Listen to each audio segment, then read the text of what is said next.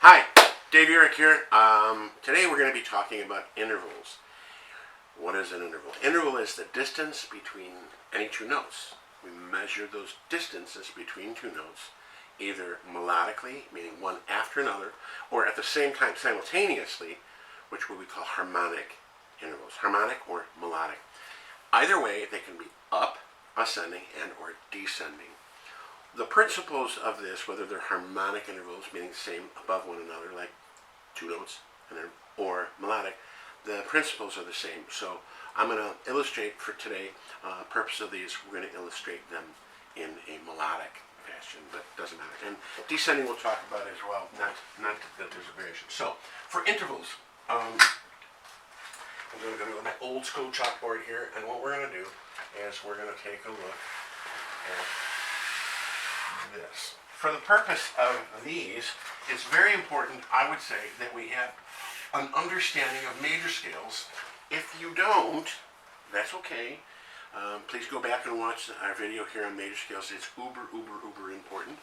But if you don't have an understanding of major scales, just know that I'm using the major scale to sort of as a measuring stick. The distances in music, how we measure things from one thing to another, almost always the yardstick for that is the major scale, okay? In America, if you want to measure a distance, you want to drive from Chicago to California, it's a long drive, but we'd measure that distance in miles. It's roughly 2,000 miles.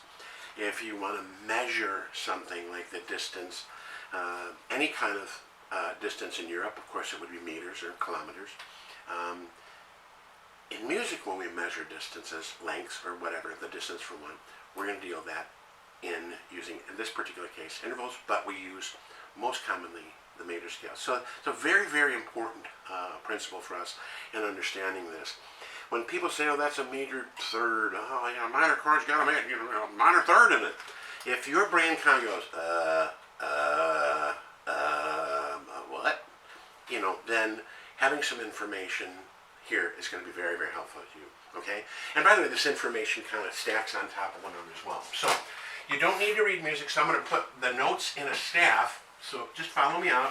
I'm going to put the letters below that, okay? So A, B, and C. Not incidentally, guitar is a strange instrument in which to read on, and I'll be the first to acknowledge that. I think it's very important to read on a lot of levels. It's not the only thing, by the way, and plenty of good things, but it is good to understand some of the principles by which what we're discussing here. So this is a C, D, an E, an F, a G, an A, a B, and a C.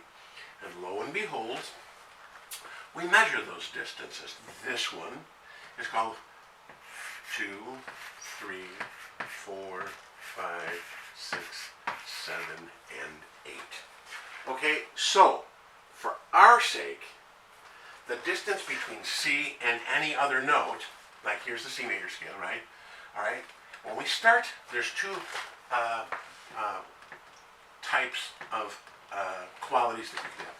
From 1 to 4, from 1 to 5, and from 1 to 8, as long as from 1 to 1, we call these perfect, okay?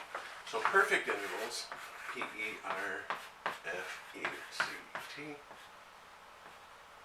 All right. If you go, the distance from 1 to 1 is called a perfect unison or perfect 1, okay?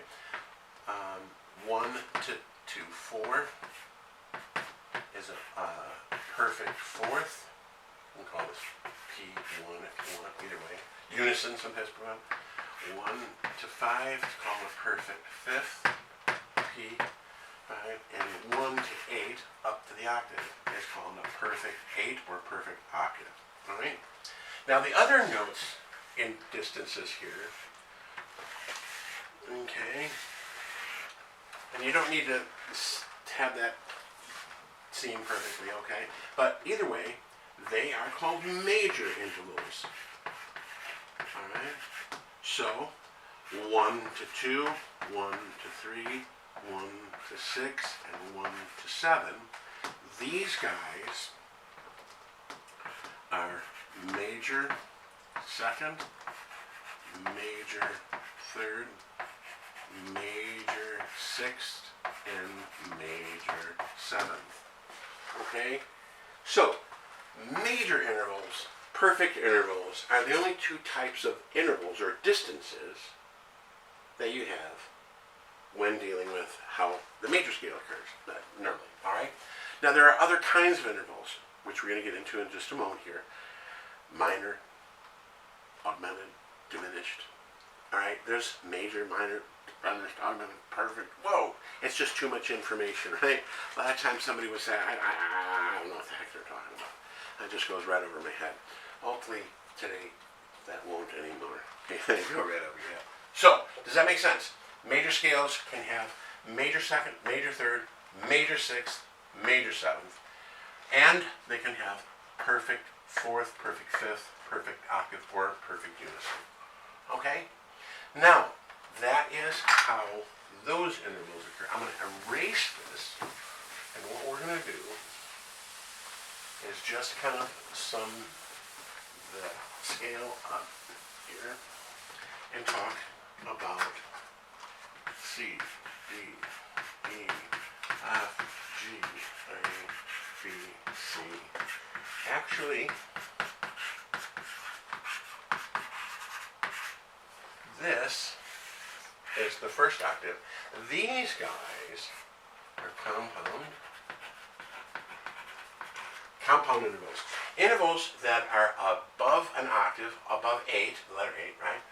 But for our sake, our purposes here today, we're going to be talking about intervals which are not higher than an octave. This is like 2, or he could be 9, 10, 11, 12, 13, 14, 15. So this is like the second, or like the third, or the fourth, or the fifth, sixth. Okay, the principles of compound intervals are the same as if the intervals are not compound, meaning a major second is the same as a major ninth, just add an octave. Or a major third is the same as a tenth. Okay? Perfect fifth, you could say a perfect 12th. It's very rare to hear people referring to the compound intervals be 10, 12, or 14, but we will see 9, 11, and 13 very, very commonly. Ironically, intervals that are not compound we hear all the time, and then when we hear compound intervals, we almost always hear the 9, 11, 13 intervals referred to. Very uncommon to hear a 10th, or it's a 12th, it's a diminished 12th. It exists in theory, but not so much in practice, okay? If you want to start pissing off your friends, drink a beer and tell them that you're interested in diminished 12ths. They will say, you know, you need to stop listening to those theory videos. So, no, it exists, just not common. All right, so, having said that, to alter intervals, if you start, like we said, with perfect intervals, P-E-R-F-E-C-T, perfect intervals, when you raise a perfect interval a half step, okay, he becomes augmented. If you lowered a perfect interval a half step, he becomes diminished. Okay, so when we look at perfect intervals, if you raise them, they're augmented. If you lower them, they're diminished. Okay, no majors and minors just yet, but that's because these guys can be perfect intervals, right? So, like things for 1 to 1, 1 to 4, 1 to 5, and 1, I mean, not 1 to 1, yes, 1 to 5 and 1 to 8. These are your perfect intervals. Okay? Now, if you take major intervals as your starting point, when you raise them, they as well become augmented. Alright? These guys are 1 to 2, 1 to 3, 1 to 6, 1 to 7, right? they start as major intervals. Okay, so major intervals, when they raise, they become augmented. However, lowering them, they do not become diminished right away. What happens is they become minor. M-I-N-O-R. Okay, so and there's one more thing we're talking about in a second, but there you go. So like say from C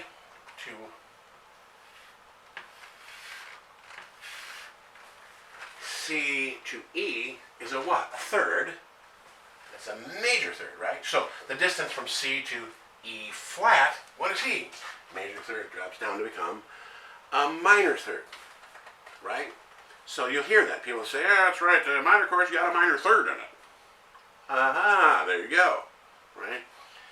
So you can actually have a conversation too about what is this terminology and why, is there such a thing as a minor fifth? No, doesn't work. Why? Because fifths begin as perfect and then become diminished and never arrive in the world of major or minor. Make sense? That's all those minor fifth chords. So if you see somebody talking about minor fifth chords, you could just go have that conversation with someone else. Just kind of scoot away, silently go, oh, it's nice to talk to you. I'll talk to you next time. So, all right, anyway, sorry, a little bit of humor for you. Camera doesn't laugh back at me, but all right, so here we go. The minor interval lower to half step does have a name, and he is diminished. Okay, so if we were to talk about, say, C to B, that distance starts as a major interval, 1 to 7. He's a major 7th, right? C to B is 7. So C to B flat is a minor 7th.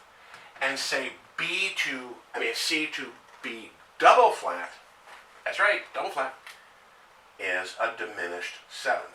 Now, one could argue, well, isn't a B double flat, ain't that an A note? Yes, it's an A. But what we call things has a purpose, and we're going to get into this system. It's an eloquent and beautiful system. Once again, I didn't come up with this system, so I can take no share in the authorship of music theory. Nobody alive today really added anything. Nobody alive for the last number of centuries has really added anything substantial to the terminology of music in terms of traditional music at all. It's just multi-centuries old stuff. So it's a very beautiful system. It works really great, but this is where that's from. You can choose to use it or not, depending upon how you want to do it. But here we go. I digress. So intervals which begin as major intervals, okay, become flat by minor, and major intervals turning minor then become diminished. So do you call in this? So let's say, look, from C to, say, B. What is the distance of that? C to B. Well, in your mind, up an octave, you would say that distance, boom, 7. Well, it's part of the major scale, so therefore, seconds, thirds, sixths, and sevenths are major intervals, MA7. Now that's how you could write it. You could put a J in here, MA7, whatever. It's fair to note that a major 7th interval, that terminology can also be a chord, right? There's a major 7th chord. But for now, the distance between two notes is an interval, and that's what this interval is called. C to B flat. He is what? Well, what happens when you take a major interval and you drop it down a half step? He becomes minor. M-I or M-I-N-7. Okay? Some schools and some teachers like to use the J here, and some use the N. I would suggest if you go M-A-J, call it that. M-I-N, call it that. Theoretically, you could do that. That seems a little lopsided, but that's the truth. Having said C to B double flat, well, what is he now? D-I-M 7th. Why? Because C to B is a major 7th, C to B flat, minor 7th, C to B double flat is a diminished 7th. Now, that's the long and short of it. If we start on, say, some names here, let's take a look at, say, C to F. What is he? In your head. All right. Look up to C, up to F. What is he? He's a fourth. Well, fourths are perfect, so it's P4. Perfect fourth. Follow? How about if I said C to F, F sharp. C up to F sharp. What is he? Well, when you take a perfect integral, right? C up to F is perfect, per fourth. You make it sharp. It is an augmented fourth. Augmented fourth. Bada bing. If you said, I'm going to go C to G, what is he? C to G. What is he? Fifth, right? Fifths are perfect. And there you go. P5. Perfect fifth. If I call this G flat, C down to G flat, not this, right? What is he? C up to G is a fifth, perfect fifth, make it flat, diminished, right? And finally is a diminished fifth. Here's the deal. These two notes are the same note, enharmonically. Enharmonic means that it's the same note sonically. It's the same, hertz, but it's called something different. And anytime you have a different name for something, it usually means there's a different relationship. I have a son. He gets to call me Dad. If anybody else starts calling me Dad, too much soda pop. Hey, Dad. Whoa. Time for you to bolt. Get out. So, here's the deal. If you call something F sharp from, Casey, F sharp, it's an augmented fourth. If you call it G flat, it's a diminished fifth. This becomes relevant and more relevant down the road when you see how more chords are constructed and how this applies to that. Things like keys. Sometimes when we write some things in written music, there's an advantage to call something a sharp as opposed to a flat or vice versa. Just sometimes the way we refer to things, it occurs. When I think of a diminished chord, I just call this many times, I'll just think of it as an A, right? But technically that's not a diminished seventh though, is it? That's a major sixth. So do we have a diminished seventh chord become like the same as a major sixth? No. Alright, no. No. Alright, but these terms all come down to the major scale. And of course, which major scale? This one. Alright? Now, we're talking now about intervals which are ascending. And it is true that we can have descending intervals. Alright? If I say from C, I caught it, that was pretty nifty. I had to go war with chalk. Apparently I write harder than this chalk. The structural integrity of my chalk is not as powerful as my arm. So I'm writing very daintily. So that's part of the reason my penmanship is even worse than it already is. And if you guys don't like the way my penmanship is, you can complain to the bosses, or the senior members of the site, which would be me too. All right. So that's music theory with a laugh. Anyway, so if we want to go C, say like down to an A, right? That's a descending interval. We gotta go. You go like, wait. Where'd he go? He's not over this way.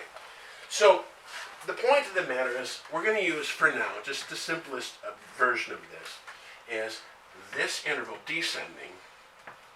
You use this guy's major scale to look upwards towards this note. So the key of A, B, C, D, E, F, G, A, right? The major scale for A, why I told you it's important to have, that's your A major scale, right? So I said A, 1, 2, 3, 4, 5, 6, 7, 8. Okay, now you're above my head, Dave. Follow me, watch. The key of A, that's a third. C would be a third, right? But that guy is sharp. He is not sharp. So what happens when you lower a major interval? Okay?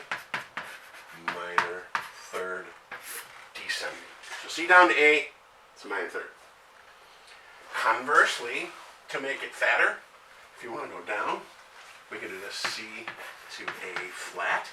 Believe it or not, making it wider is a major third.